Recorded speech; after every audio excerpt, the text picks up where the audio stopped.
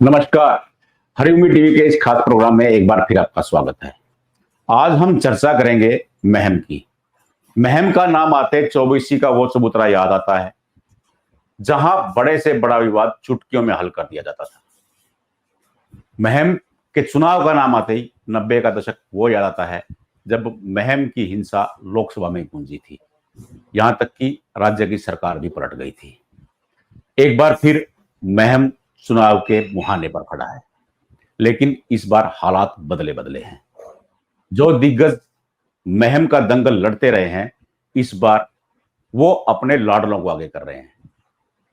माना जा रहा है कि शमशेर खरखड़ा अपनी पत्नी गीता अहलावत को चुनाव मैदान में उतारेंगे, राधा अहलावत को चुनाव मैदान में उतारेंगे। वहीं अनंत सिंह दांगी अपने बेटे के ऊपर ताल ठोकेंगे। वर्तमान विधायक बलराज कुंडू ने अभी तक पत्ते नहीं खोले हैं, लेकिन चर्चाएं यही हैं कि या तो वो खुद चुनाव लड़ेंगे और या अपनी पत्नी को मैदान में उतारेंगे। महम में इस विधानसभा चुनाव में क्या होने जा रहा है, इसी पर आज हम चर्चा करेंगे। हमारे साथ हैं जातीय वोटों की गणना के माहिर जोगेंद्र कथुरिया व महम से वरिष्ठ पत्रकार राजकुमार नरवाल। कथुरिया जी, मैं सबसे पहले आपसे पूछूंगा कि क्या होने जा रहा है इस बार महम में। सबसे पहले तो मैं आपको महम का जो जातीय आंकड़ा बता देता हूँ। लगभग 2 लाख के करीब विधानसभा में वोट्स हैं। यहाँ पर महम विधानसभा में 1,98,103 वोट्स थी जो पोल हो सकती थी टोटल लोकसभा के समय में, पर जो कुछ नई वोट्स ऐड होंगी तो 2 लाख प्लस ही मान सकते हैं। 50% के तकरीबन यहाँ जाट मतदाता हैं जो कि 1 लाख के करीब हैं। उसके बाद यहाँ पर 11% के करीब ब्राह्मण वोट हैं जो लगभग 22,000 के तकरीबन बनते हैं। यहाँ पर 3.5% पंजाबी मतदाता हैं जो लगभग 7,000 के करीब हैं। यहाँ पर यदि वैश्य मतदाताओं की बात करें तो वो 3,500 हैं, लगभग 2% के करीब। और इसी प्रकार सैनी मतदाता भी यहाँ लगभग, जो मुख्य जातियां हैं यही हैं। यहाँ जो एससी वोट्स है वो भी एक अहम रोल रखता है। और एससी में रविदासिया समाज के अच्छे खासे वोट हैं जो हर बार यहाँ बहुजन समाज पार्टी का कोई भी प्रत्याशी कभी भी आता है लगभग 5% के करीब मत लेकर जाता है। तो ये मानिए लगभग आधे रविदासिया समाज के वोट बहुजन समाज पार्टी के प्रत्याशी को जाते हैं। तो ये भी एक अहम फैक्टर रहता है। यहाँ पर पिछली बार भी शायद अनिल बिट्टू मैदान में थे और लगभग 9,000 के करीब वो वोट ले गए थे। और पीछे लोकसभा चुनावों से पहले उन्होंने भाजपा ज्वाइन भी कर ली है। भाजपा इस तरह के प्रत्याशी, हाँ, पिछली बार जेजेपी के प्रत्याशी हरज्ञान सिंह मोखरा को भी यहाँ लगभग 5,000 के तकरीबन वोट मिले थे। इतने कड़े चुनाव में इतने वोट, ये जेजेपी का बेसिक वोट बैंक है और उनका खुद का भी गांव वोट बड़ा था। जी। राजकुमार, मैं आपसे जानना चाहूं, अभी लोकसभा चुनाव पूर्ण हुआ है, दीपेंद्र हुड्डा वहां से भारी लीड लेकर के निकले हैं। अब विधानसभा चुनाव की तैयारी है, तो चर्चाएं चल रही हैं कि शमशेर खरखड़ा अपनी वाइफ को मैदान में उतारेंगे और अनंत सिंह दागी अपने पुत्र के ऊपर दाव खेलेंगे। इनमें कितनी सच्चाई लगती है आपको? देखिए सर, इसमें खुले मंच पर घोषणा कर चुके हैं। आनंद सिंह दांगी भी अपने बेटे के जो राजनीतिक करियर के लिए अपना जो कांग्रेस की जो उम्मीदवारी है वो छोड़ चुके हैं और साफ तौर पर रैली करके ये कह चुके हैं, जिसमें भूपेंद्र सिंह हुड्डा, दीपेंद्र सिंह हुड्डा और बड़े जो कांग्रेस के बड़े बड़े जो नेता हैं और कांग्रेस प्रदेश अध्यक्ष भी उस रैली में पहुंचे थे। और यहाँ उन्होंने साफ तौर पर कहा था कि वो अपने बेटे बलराम दांगी को यहाँ से कांग्रेस की टिकट चाहते हैं और उनके लिए वही चुनाव लड़ेंगे। और सभी ने, लगभग सभी कांग्रेस के बड़े नेताओं ने उनको इशारों में ही आशीर्वाद दिया था।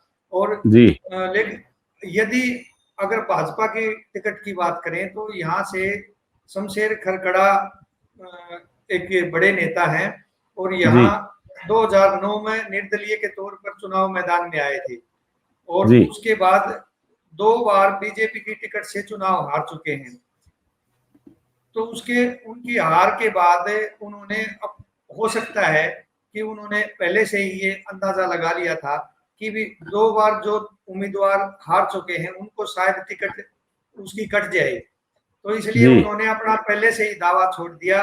और तत्कालीन जो प्रदेश अध्यक्ष थे धनखड़ जी, ओम प्रकाश जी धनखड़ आए थे, 24 चबूतरे पर ऐलान किया गया था।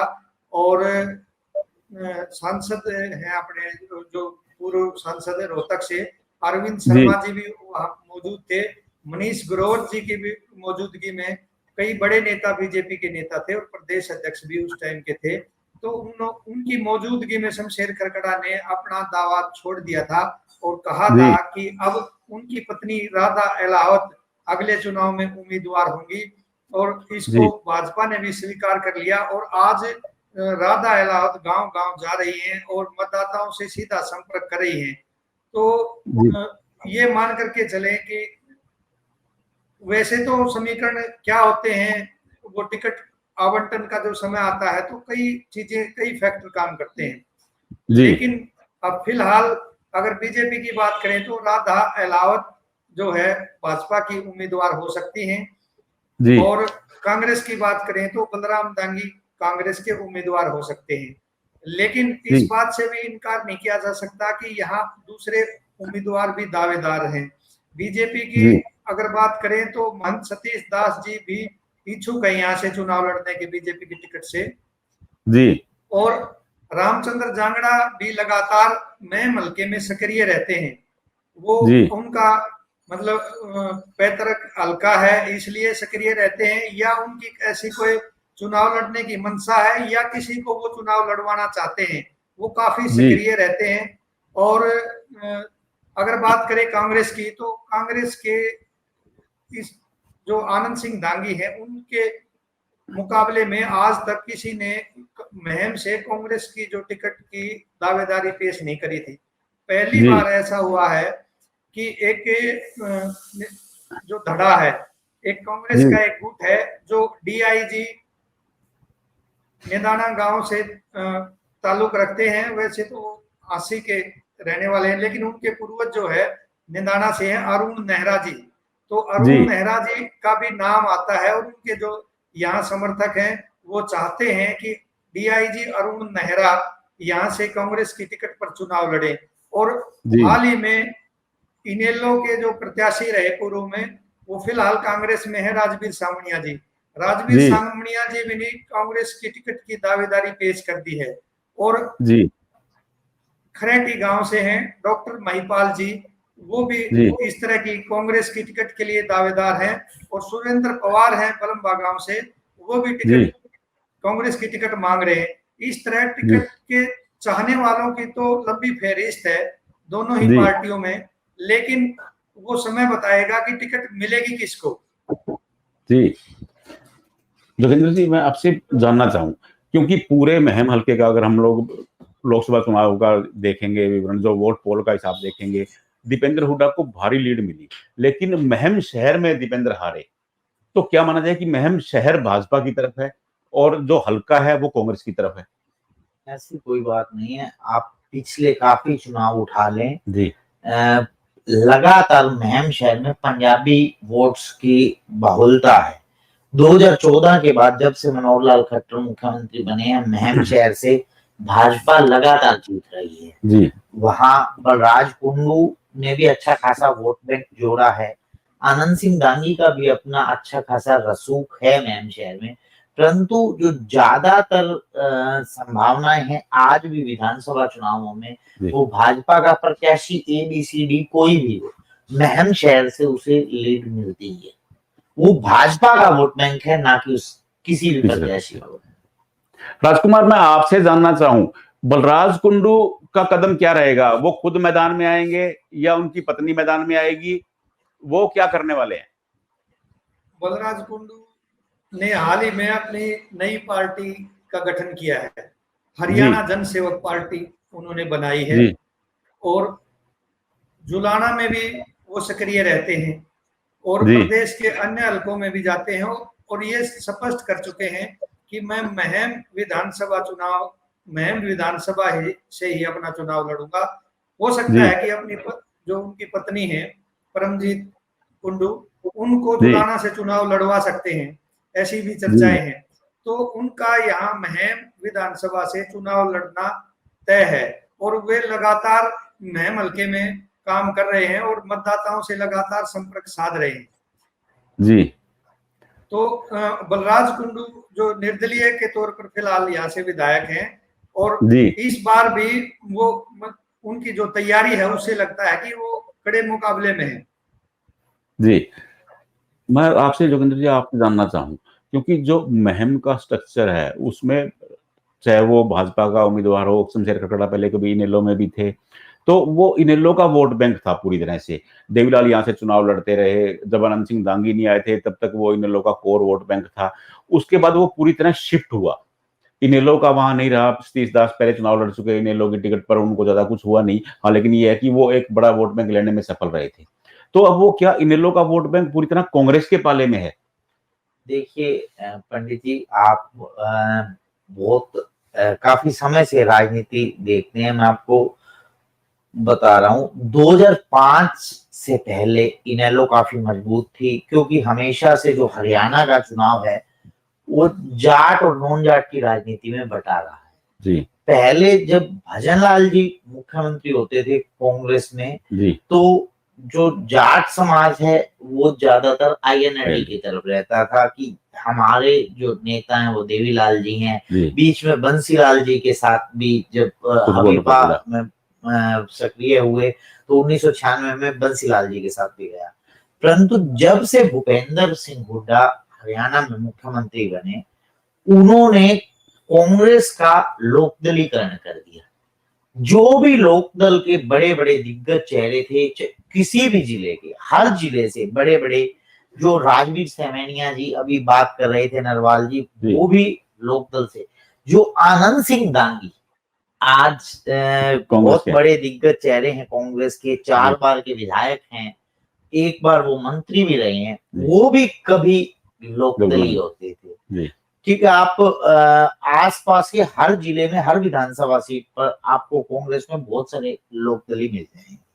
और जो भाजपा में 2014 के बाद भाजपा का कांग्रेसीकरण हो गया, जो कांग्रेस के नॉन जाट चेहरे थे वो भाजपा को अपनी सेफ पार्टी मानने लगे, वो भाजपा की तरफ भागने लगे। तो यही कारण है कि आपको इनेलो खत्म होती दिखाई दी। हाँ, इनेलो सरवाइव करती यदि इनेलो का विघटन ना होता और इनेलो से एक और पार्टी जननायक जनता पार्टी ना बनती। 2019 में एक समय पे ऐसे हालात बन गए थे जब तक कि जेजेपी पार्टी नहीं बनी थी कि हरियाणा में लोगों को उम्मीद लगने लग गई थी कि इनेलो वापसी कर सकती है और इनेलो सरकार भी बनाने की उसमें आ गई थी दावेदारी में। परंतु जैसे ही इनेलो का विघटन हुआ और इनेलो का वोट बैंक और ग्राफ लगातार गिरता गया और जेजेपी का उस समय बूम आया और उनके 10 विधायक जीत कर आए, जिसके कारण जो शन चौटाला हरियाणा में डिप्टी मंत्री बने। परंतु मैं वापसी महम पे ही आता हूँ। जो महम का 2019 का चुनाव था उसमें लगभग 71% के करीब पोलिंग हुई थी और 71% पोलिंग में लगभग 1,39,000 के करीब मत पोल हुए थे। उनमें सर्वाधिक बलराज कुंडू को 49,418 वोट मिले थे, जो कि 35.31%, और आनंद सिंह दांगी को 37,371 वोट मिले थे, जो कि 26.70%, और इसी प्रकार शमशेर खरगड़ा को 36,106, जो 25.79%। अनिल कुमार बिट्टू जो कि बसपा के प्रत्याशी थे, उन्हें 8,895 मत प्राप्त हुए थे, जो कि 6.35%, और हरज्ञान मोखरा जो कि जेजेपी पार्टी जननायक जनता पार्टी के प्रत्याशी थे, उन्हें भी 5122 मत प्राप्त हुए थे, 3.65%। अब जेजेपी का ग्राफ तो और गिरा है। उसके बाद यदि जेजेपी पार्टी का जो प्रत्याशी है, अभी हाल ही में रविंदर सांगवान अपने गांव से 500 वोट भी नहीं ले पाते हैं, उसके बाद पूरे हल्के से 1200 वोट भी नहीं ले पाते हैं, तो जेजेपी का तो और खस्ता। जो जेजेपी को पिछली बार वोट मिला था उसका भी ज्यादातर हिस्सा या तो इनेलो की तरफ या कांग्रेस की तरफ सरक गया है। इनेलो की तरफ कुछ लोगों ने, जिन्हें कांग्रेस से एलर्जी है, उन्होंने घर वापसी की इनेलो की तरफ। कुछ लोग जो भूपेंद्र सिंह हुड्डा को भविष्य में फिर मुख्यमंत्री बनना देखना चाहते हैं, वो जेजेपी का वोट कांग्रेस की तरफ सरक गया। उसके बाद जो पिछली बार एक बूम में भाजपा के समर्थकों ने भी बलराज कुंडू को वोट दिया कि ये भाजपा से ही निकल कर गए हैं, और वहां पर जो महम का जो चुनाव होता था वो प्रो दानी और एंटी दानी चुनाव, और जो 2014 का चुनाव आनंद सिंह दांगी जीते, उनके विरोध का वोट 2 जगह बढ़ गया। अब विरोध तो आज भी उनका उतना ही है, परंतु उन्होंने अपने वोट बैंक में 2019 के मुकाबले में इजाफा किया है, और 2019 में कहीं भी हरियाणा में कांग्रेस की सरकार नहीं बनती दिख रही थी। अब एक जो लोग सरकार के साथ जाना चाहते हैं, उन्हें लगता है कि शायद कांग्रेस की सरकार बने और विधायक यहाँ दूसरी पार्टी का बने, तो वो पिछले जो 5 साल में महम की जनता ने नुकसान सहा है, उस नुकसान से बचने के लिए यदि उन्हें सरकार कांग्रेस की बनती दिखती है, तो आनंद सिंह दांगी यदि अपने बेटे बलराम दांगी को आगे करते हैं, तो मुझे लगता है मजबूरी में भी लोगों को वोट आनंद सिंह दांगी के सपुत्र बलराम दांगी को देना पड़ेगा। राजकुमार, मैं अगर आपसे जानना चाहूं कि इस विधानसभा चुनाव में जजपा, इनेलो या फिर आम आदमी पार्टी का महम में कुछ आपको वजूद नजर आता है? जी बिल्कुल। मोखरा जो बड़ा गांव है यहाँ, 4 पंचायत है सर, और मोखरा गांव से अर्ज्ञान मोखरा वो काफी सक्रिय रहते हैं हल्के में जी। यदि उनको यहाँ से टिकट मिलती है, वो टिकट के दावेदार हैं जेजेपी के, और पिछली बार भी चुनाव लड़ा था, और इस बार अगर उनको टिकट मिलती है तो बड़ा गांव होने के नाते तो वहां से काफी वोट वो ले सकते हैं अपने गांव से। और मोखरा जो है निर्णायक भूमिका निभाता है, इतना जो बड़ा गांव होता है वहां से लगभग पहले यहाँ बलबीर सिंह बाली एमएलए रहे हैं, तो एक तरफा चुनाव होता था, तो मोखरा को और हरज्ञान को इनको इग्नोर नहीं किया जा सकता है, क्योंकि बड़ा गांव है। यदि और भी कोई इस गांव से अगर किसी पार्टी से टिकट लेकर आता है, तो ये एक मोखरा गांव का जो है वोट बैंक, वो जो अपने गांव का उम्मीदवार होगा उसकी तरफ जाएगा। अगर यहाँ से कोई उम्मीदवार नहीं होता है, तो उस टाइम जो है आनंद सिंह दांगी यहाँ से बढ़त बनाते जी। और तो इनेलो में भी कुछ लोग अब भी सक्रिय हैं। सतीश राठी हैं, सतीश राठी जिला के प्रधान रहे हैं, और आज भी वो अभय सिंह चौटाला से लगातार संपर्क में हैं, और वो इस बात से इनकार नहीं किया जा सकता कि वो भी जो इनेलो की टिकट से यहाँ से चुनाव लड़ सकते हैं। आम आदमी पार्टी के बारे में क्या कह रहे हैं? आम आदमी पार्टी, हाँ जी, आम आदमी पार्टी से विकास नेहरा है निदाना गांव से, और वो लगातार पिछले 2 साल से लगातार यहाँ सक्रिय हैं और गांव-गांव जा रहे हैं। लोकसभा चुनाव में भी उनकी काफी भूमिका रही है, और जो सामाजिक कार्यक्रम है उनमें भाग लेते हैं, और पार्टी का कार्यालय गोहाना रोड के पास उन्होंने खोल रखा है, और लगातार लोगों से वो संपर्क में हैं, और यहाँ आम आदमी पार्टी को भी इग्नोर नहीं किया जा सकता, उसका भी अपना एक वोट बैंक है। जी कतुरी जी, आपको लग रहा है कि आम आदमी पार्टी हो, जजपा हो, बसपा हो या फिर इनेलो हो, तो वो केवल वोट कटुआ रहेंगे या महम में कुछ कर सकते हैं वो? देखिए पंडित जी, मैं आपको एक बात क्लियर कर दूं, जो एक कहावत है, जो भारत की राजनीति हरियाणा से चलती है और हरियाणा की राजनीति रोहतक से चलती है और रोहतक की राजनीति महम से चलती है। महम के लोग बहुत जागरूक हैं, वो किसी को जिताने के लिए नहीं बल्कि किसी को हराने के लिए वोट करते हैं। अब लोगों को काफी एक्सपेक्टेशंस थी बलराज कुंडू से, पिछली बार उनका बूम था, इस बार उन्हें मुश्किलात का सामना करना पड़ेगा। क्योंकि जो वहां 50% के करीब जाट मतदाता है वो भाजपा के साथ नहीं जाना चाहते, एंटी भाजपा है जी शमशेर खरकड़ा ही नहीं, पूरे हरियाणा में कोई भी प्रत्याशी यदि किसी भी विधानसभा से 20,000 जाट कम्युनिटी का वोट ले लेता तो वो किसी भी कंडीशन में नहीं आता। जी शमशेर खरकड़ा का ग्राफ 2009 से निरंतर गिरा गिरा है जी।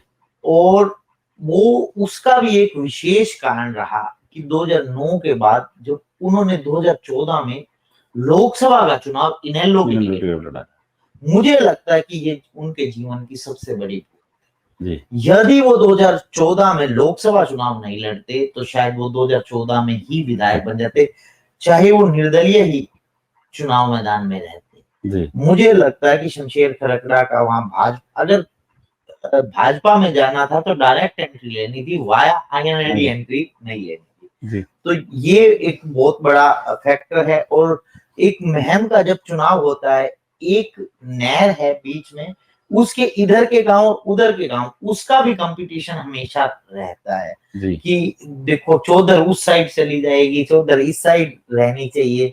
तो इसलिए जो ज्यादातर विधायक है नहर से इस ओर के बनते हैं, जिसमें मोखड़ा और मदीना से लगातार आप देख रहे होंगे जो बलराज कुंडू ने भी अपने आप को इधर का ही कैंडिडेट माना। अटगामा जो 8 गांव बाद में, चाहे उसमें सिंहपुरा, कला, खुर्द, सुंदरपुर, बहु अकबरपुर, बहु जमालपुर, इन्हीं को अपना वोट बैंक बनाने की ज्यादा पुरजोर कोशिश की बलराज कुंडू ने। तो बहुत सारे फैक्टर काम करते हैं और आनंद सिंह दांगी और बलराज कुंडू के बीच मुझे ये फाइट सीधी, यदि आनंद सिंह दांगी अपने सुपुत्र को भी आगे करते हैं तो फाइट दिखाई देती है। मुझे इस बार यदि भाजपा किसी नॉन जाट प्रत्याशी पर दांव खेलती है तो शायद 2 बड़े जाट दिग्गजों में नॉन जाट चेहरा, चाहे वो रामचंद्र जांगड़ा हो चाहे महंत सतीश दास हो, मजबूत दिखाई देते हैं बजाय के शमशेर खरकड़ा या उनकी धर्मपत्नी राधा अहलावत के। आपको भी ऐसा लग रहा है राजकुमार? सर, शमशेर खरकड़ा का अपना एक प्रभाव है जी। और लगातार वो हल्के में यहाँ काम कर रहे हैं और राधा अहलावत भी जुटी हुई है। ये उनको इस बात का नुकसान हो रहा है कि एंटी इनकम्बेंसी हो जाती है जब 10 साल लगातार सत्ता में रहते हैं। इस बात से इनकार नहीं किया जा सकता कि शमशेर खरकड़ा का ने अपना यहाँ एक बड़ा वोट बैंक बना है। रामचंद्र जांगड़ा जी राज्यसभा के सांसद हैं और महंत सतीश दास ने भी का भी अपना एक वोट बैंक है, सबका अपना वोट बैंक है। तो शमशेर खरकड़ा चुनाव जीतेंगे हारेंगे ये तो समय बताएगा, लेकिन वो भाजपा के दिग्गज नेताओं में उसकी गिनती होती है। और राधा अहलावत और उनके बेटे तकदीर अहलावत सभी चुनाव प्रचार में लगे हुए हैं और उनका भी अपना एक वोट बैंक है, उनको कमजोर नहीं आंका जा सकता। अभी चुनाव बहुत दूर है, लेकिन महम की सियासत गर्म होने लगी है। बात चाहे भाजपा के शमशेर खरकड़ा की हो, कांग्रेस के आनंद सिंह दांगी की हो या वर्तमान विधायक बलराज कुंडू की हो, सबने खुद को मतदाताओं में झोंक दिया है, सबने खुद को चुनाव में झोंक दिया है। चौतरफा प्रचार किया जा रहा है। यह तो समय बताएगा कि कांग्रेस और भाजपा की टिकट किसे मिलती है। इनेलो, आम आदमी पार्टी, बसपा और जसपा किन पर दाव खेलती है। लेकिन हालात देख करके अभी से तय लगने लगा है कि महम का रण बहुत रोचक होने वाला है। आपको हमारा यह प्रोग्राम कैसा लगा, इस पर अपनी प्रतिक्रिया जरूर दें। आपकी प्रतिक्रियाएं हमारा मार्गदर्शन करती हैं। अगर प्रोग्राम अच्छा लगे सब्सक्राइब करें, शेयर करें। नमस्कार।